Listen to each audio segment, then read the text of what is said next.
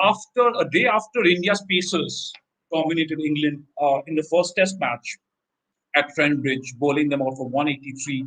India themselves were rocked by James Anderson. India had, of course, got off to a very good start, courtesy of Rohit Sharma and KL Rahul, but then they lost their way a little bit in the middle.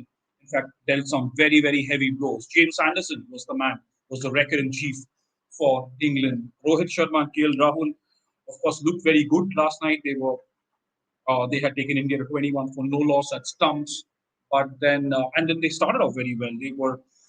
They looked like going on to build a solid partnership. Their opening stand was worth 97 runs. Rohit Sharma but got out to Robinson for 36, and thereafter there was a collapse.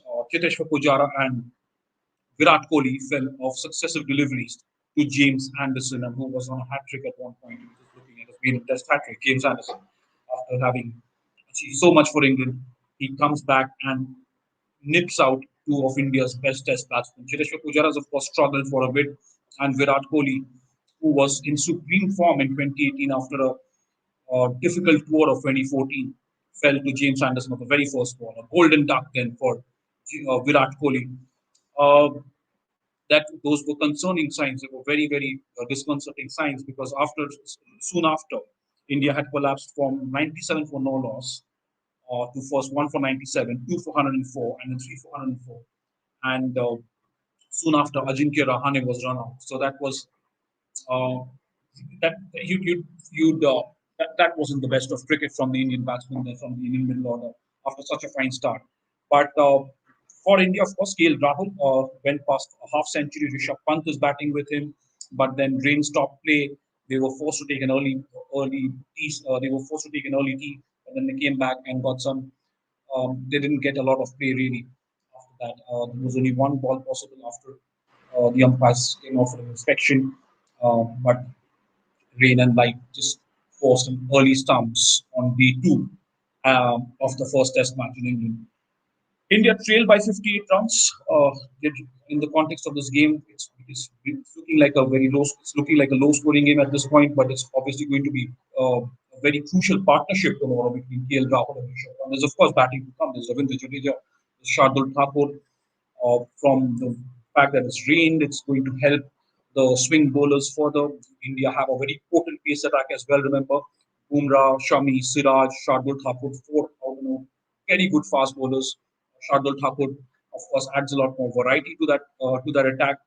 That's this Test match is still pretty open and is now very nicely poised at this stage with India 125 for four, trailing England by 58 runs.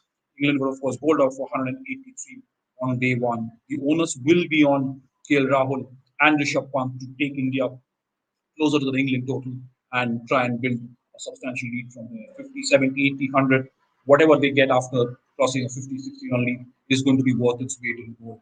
That's the update then from day two of the first Test match between England and India. India trailing England by 58 runs, and James Anderson, that old warhorse, getting England back in this Test match again. It's turn out to be really fascinating. Thank you so much for joining me. Have a good night. Of course, a big day for Indian Olympics coming up again. The India women's hockey team will take on Great Britain for a bronze medal. In the Indian men's hockey team, of course, created history.